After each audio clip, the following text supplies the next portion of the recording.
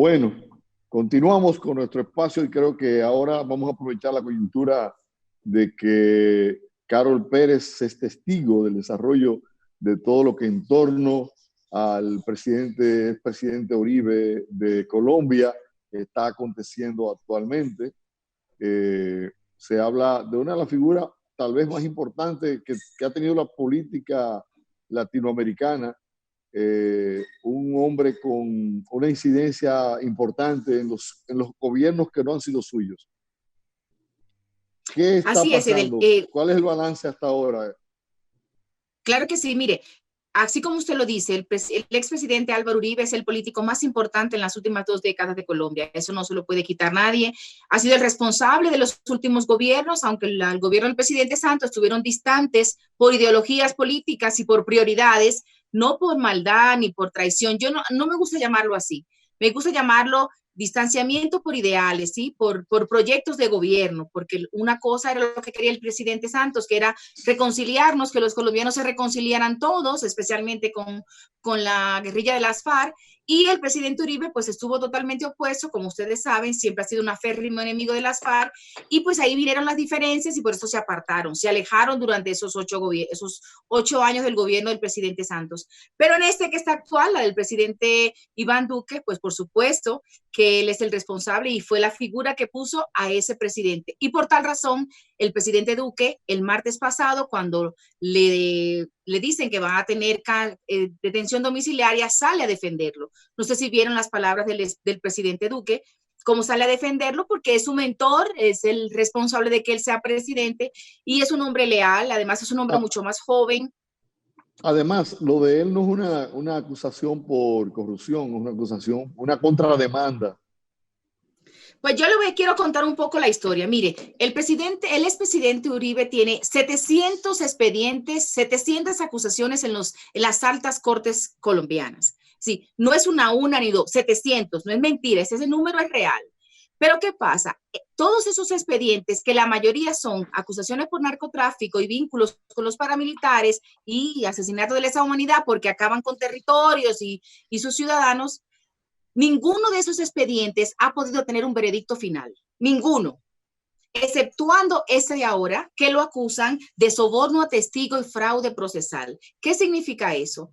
Que el senador Iván Cepeda, su principal adversario, junto con el senador Petro, quien fue candidato presidencial, acusan al presidente Uribe, al expresidente Uribe, de ser el responsable de la fuerza económica y de la fuerza, digamos, de acción de un bloque importante de paramilitares que se llama el Metro en Antioquia. Esas acusaciones estuvieron desde el 2012, ¿correcto? Ha seguido el proceso. Entonces, el senador Iván Cepeda ha ido a buscar los testimonios de paramilitares que incluso están presos en Estados Unidos para demostrar esa veracidad. Aparentemente son ciertos las declaraciones que han dado los testigos, tanto en Estados Unidos como acá, de ese bloque de paramilitares y otros testigos. Pero ¿qué pasa? El presidente Uribe se pone bravito porque le arman ese expediente y hace un expediente en contra del senador Iván Cepeda diciendo que Iván Cepeda es que está comprando testigos. Sí me siguen la historia, ¿verdad que sí? Sí, adelante. ¿Correcto? Bueno, entonces, la Suprema Corte de Justicia descubre que no es cierto, que el que compró los testigos para hablar mal de Iván Cepeda fue el expresidente Uribe y su abogado, el señor Diego Cadena. Entonces, la Suprema Corte aparentemente tiene los testigos de eso. Y por eso es la acusación en este momento por la que le han ordenado un apresamiento domiciliario. No es por los 700 expedientes, aunque todo está ligado. Porque ¿a qué viene la acusación? De los vínculos paramilitares con el bloque Metro.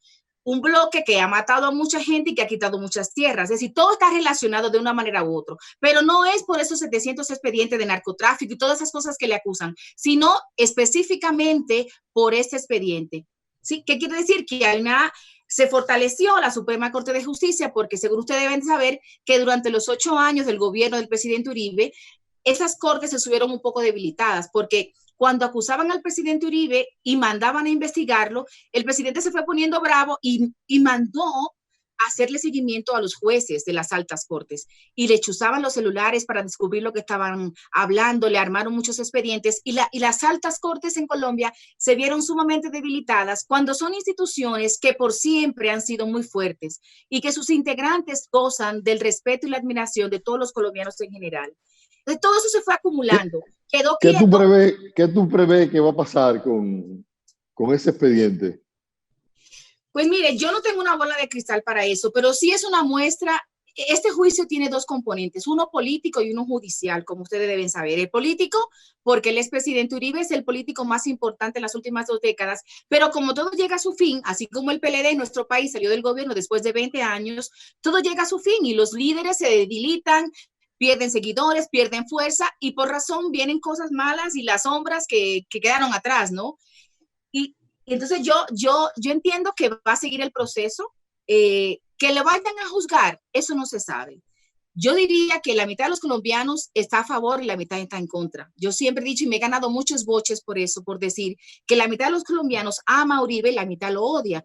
Es un hombre con una personalidad muy especial, un hombre autoritario que a mucha gente le gusta, Sí, pero a otros no. sí. Entonces, a la gente que le gustan esos pichones de dictadores y que lo manden y que lo dirijan y que le digan hijo, Así pues es, lo va a así es. lo va a aceptar y va a estar conforme. Pero hay otros que creen más en la democracia, que son más democráticos, que son más de otro nivel, yo diría, porque yo le digo la verdad, una persona educada no quiere que lo esté maltratando ni madreando delante de nadie, ¿verdad? Entonces, yo creo que el proceso va Esa a es una seguir medida adelante. de coerción. Él tiene una medida de coerción. Sí, es una medida de coerción mientras las investigaciones siguen de fondo, pero aparentemente, Edel, las pruebas están. Lo que no se logró durante las otras 700 investigaciones, en esta sí se logró, porque si no, las altas cortes no le hubiesen puesto lo de cárcel domiciliaria y que también se lo pusieron a su abogado. El viernes pasado, a su abogado Diego Cadenas también le ordenaron le ordenaron lo mismo, cárcel Y hay domiciliaria. suficiente independencia en la justicia en Colombia como para presumir que no va a haber ningún tipo de maniobra, de manejo, de influencia por parte del presidente Duque. Yo creo que sí, yo creo que hay un buen nivel, sobre todo porque las altas cortes que estuvieron tan debilitadas se han fortalecido nuevamente. Entonces, eso es una buena señal de que si las pruebas están, habrá una condena. Si no están, pues habrá que retractarse y todo el mundo libre y ponernos de acuerdo de nuevo. Pero hay que darle tiempo a ese proceso. No se puede patinar. Es decir, yo creo que estamos a destiempo, el proceso apenas está comenzando, pero si los dos principales, el expresidente y su abogado, están detenidos después de tantas acusaciones, es porque hay algunas pruebas verídicas y algunos testimonios que sí son reales, que pueden llegar a una determinación de un veredicto final, lo que no ha pasado con los otros expedientes. El tránsito que existe entre, por ejemplo, en el caso del soborno, en el caso de el fraude procesal. De acusaciones que son mediáticas en algunos casos son mediáticas, cuando la gente se le crea la percepción, entre la percepción que se crea la gente y la prueba que uno pueda presentar ante un juez, es mucho el camino que hay que recorrer, independientemente de que el abogado de él aparecerán 10 o 12 abogados más que van a defender a Uribe por lo que representa para Colombia y para América Latina. Claro. Sin lugar a duda, porque es un hombre importante, un hombre que ha hecho los últimos 3 presidentes consecutivos en Colombia y sobre todo él como tal. Entonces no es tan fácil. Claro, su liderazgo es abrumador. Sí. A pesar, Darío, que los verdaderos amigos de los presidentes se conocen cuando no son presidentes. ¿Es? Sí, los verdaderos y él los amigos, tiene. Los verdaderos amigos, así como los verdaderos enemigos de un presidente, se conocen cuando éste no está en el poder. Sí, así. Pero sí, mire, él lo tiene. Él tiene esos amigos. Yo quiero que usted sepa que aquí ha habido manifestaciones en muchos pueblos, en Antioquia, Medellín, ¿verdad? Aquí en todas partes ha habido manifestación defendiendo al presidente Uribe, porque sus seguidores, como le digo, este país está polarizado en ese sentido, lo van a defender. Su gabinete, es decir, su miembros de la Cámara, ¿no? Ese grupo que él tiene, usted lo oye dando declaraciones y es con hipidos que lo hacen, porque aman y veneran a ese gran líder que tienen y lo van a seguir haciendo, mientras que sus adversarios. Pero hay unas cosas puntuales que a mí me gusta destacar, y es, por ejemplo, los llamados que hicieron tanto el expresidente Santos como el principal adversario del presidente Uribe, que es el senador Petro. Es decir, el expresidente Santos, cuando se dio la noticia, llamó a la calma a todos los colombianos. A mí eso me pareció valiente, me pareció digno, me pareció digno de un hombre tan educado como el expresidente Santos, que ustedes saben que yo lo defiendo porque creo en sus intenciones, que eran las mejores. Lograron un acuerdo de paz con Colombia que debió pasar hace mucho, y a él le tocó hacerlo y lo hizo lo mejor que pudo, aunque cosas no le resultaron como él quería. Entonces él llamó a la calma y a la cordura a los colombianos para que entendieran que este es un momento difícil por muchas razones. Primero, por la situación de salud que vive el mundo, y Colombia no está exento de eso. Todavía estamos en confinamiento en todo Colombia. Y después, guardar el respeto y la compostura por un expresidente, ¿sí? Y que le deseaba que todo saliera lo mejor posible. Creo que eso fue un llamado bastante bueno y que ayudó un poco como a bajar los ánimos. Igual que el senador Petro, quien fue quien comenzó todos los expedientes contra los senadores que pertenecían a los grupos paramilitares, incluido el presidente Uribe, también llamó a la cordura para que todos se mantuvieran calmados, ¿sí? Que esos son momentos difíciles para estar agitando, porque usted sabe que los agitadores están en todas partes y que en los momentos de crisis, cuando más. Entonces, esos dos llamados me parecieron muy valiosos y yo cada vez que me preguntan lo destaco porque creo que ayudan a calmar las aguas. Estos no son tiempos para estar tan alborotados, ¿no? Claro, en República Dominicana se da un fenómeno interesante, y es que la mayoría de los presidentes que ha habido son hombres pobres, no son empresarios. En Colombia, por ejemplo, la situación de Uribe y los otros presidentes son pobres o son empresarios, son clase media. ¿Cómo es el asunto? Interesante esa pregunta, don Darío. Teníamos a Balaguer, que era un hombre pobre, después saltamos a Leonel, que era un hombre pobre, lo propio con el señor, con Danilo Medina, con el doctor Jorge Blanco. Digamos que el más acomodado era Hipólito Mejía, ¿no? El que más próspero era Hipólito. Empresario, claro está. Sí. A pesar de que su comportamiento no era demostrar cosas, que se mantuvo humilde. Pero en Colombia, como tiene que ser. Sí. Mire, es interesante. Es decir, aquí, así hay una cosa que yo rescato de los colombianos, es que ellos no alardean de lo que tienen. Es decir, porque alardear de lo que tiene es cultura traqueta. Y ninguna persona que se respete quiere lucir como un traqueto. Sí se entiende lo que es traqueto, ¿no? Es la persona que se dedica a lo ilegal, ¿no? Al narcotráfico y todo eso. Okay. Esa es la cultura traqueta. Entonces, una persona educada, medianamente educada, no quiere lucir así, porque eso es malo, y es un mal que le ha costado a Colombia 40 a 50 años de problemas, ¿sí? Entonces, ninguna persona medianamente educada quiere lucir así. Aunque algunos presidentes son de muy buena familia, como por ejemplo, si comenzamos desde los contemporáneos, ¿no? Sí. Desde el presidente Gaviria, que fue en el 90, para hablar de los últimos 30 años, el presidente Gaviria es un hombre que también viene de la pobreza, viene de un pueblo en Pereira, un político que se hizo a pulso, que estuvo cerca de Luis Carlos Galán y que esa presidencia le llegó casi del cielo cuando matan a Luis Carlos Galán. Él queda como presidente, digamos. De ahí después viene Samper, que es una familia aristocrática. La familia Samper es una familia aristocrática en Colombia, gente muy educada, muy fina, pero como ustedes saben y se acuerdan, el gobierno del presidente Samper fue muy convulso, ¿no? Porque estaba la muerte de Pablo Escobar, pero venía todo el reguero de pequeños narcotraficantes que se fue formando de ahí, y fue un gobierno muy convulso, que incluso vino el proceso 8000 y hasta le quitaron la visa al presidente Samper en Estados Unidos. No sé si se acuerdan ustedes. Un periodo bastante complicado ese de Samper, un periodo... Totalmente. Pero el de Gaviria fue igual, el anterior, porque acuérdense que matan a Pablo Escobar y se fortalece el cartel del Cali. Entonces, digamos que en los últimos 30 años han sido periodos muy difíciles. Después del presidente Samper viene el presidente Pastrana, que también es de muy buena familia. El papá del presidente Pastrana también fue presidente. Es una familia aristocrática, ¿no? Pero vuelve y juega. Son personas que lo que muestran es educación, nada de ostentar los millones. Incluso se dice que la familia Samper y su esposa, esa es la familia de las más ricas de todo el continente, es una familia supermillonaria,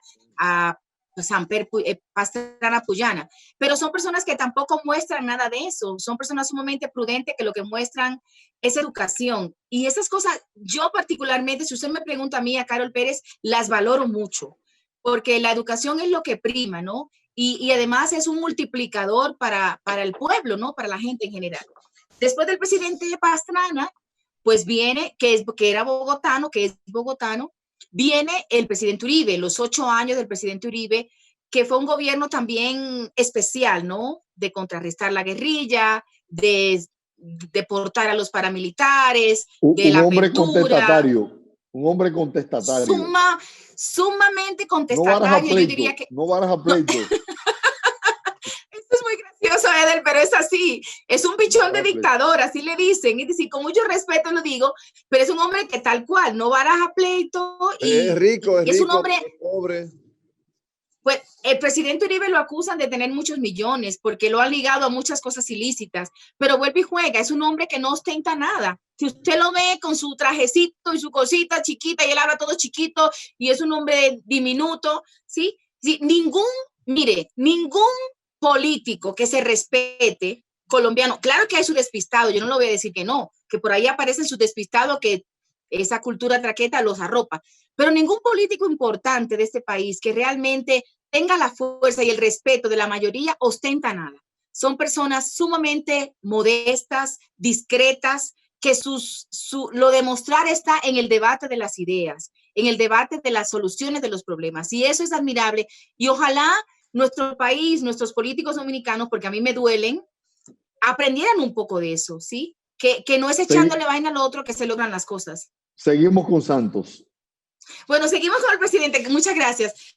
Ese presidente Uribe durante esos 8 años, que sus problemas estuvieron más en su manera de actuar, en esa manera dictatorial de ser y el que no baraja pleito, como dice Edel. Después viene el presidente Santos, un hombre también de muy buena familia, de los dueños del periódico El Tiempo, que son los fundadores, como decir el Listín Diario, como unos pelleranos para nosotros, de pronto con menos dinero y más prestigio intelectual. Sí, los Santos, digamos que tienen más un prestigio intelectual que de dinero, pero de una familia tradicional bogotana, gente de mucho respeto, de mucha admiración. Su tío abuelo fue presidente de la República, es decir, una familia de tradición y muy bogotana además, muy ala mi chino cachaco, ¿sí? Entonces, pero nunca el desparfarro, nunca el despliegue de nada, siempre el debate de las ideas y eso es muy valioso. Y ahora, con este presidente Iván Duque, que es un hombre más acomodado, su padre es un empresario, fue un empresario, murió hace un par de años, el presidente Iván Duque es un hombre sumamente educado, que está preparado, y aquí eso lo digo con mucho respeto y ojalá nunca me malinterpreten, pero es un hombre que estaba preparado para cualquier cosa menos para ser presidente de la República, todavía. Es decir, el presidente Iván Duque es un hombre sumamente culto y educado. Yo lo admiro. Cuando yo lo escucho hablar, se nos fue Edel. No. Cuando yo escucho hablar al presidente Duque, me quedo fascinada. Porque además es un hombre muy actual, ¿sí? Tiene un discurso moderno, casi de millennial. Un hombre de muy buena familia. Ajá. Vamos a dejarlo ahí. Vamos a poner un puntito. Porque al regreso yo quiero manejar otro tema que tiene que ver con ese, pero ya viéndolo desde el punto de vista de nuestro país. Para que Darío me pueda dar alguna idea de cosas que uno sospecha que pueden pasar. Como hay un pero sí quedó claro, sí quedó claro como el panorama, ¿verdad que sí? El recorrido estuvo claro, estuvo muy claro. Bueno. Hacemos una paradita, al regreso Darío le pone sabor a esto. Claro. Muy bien.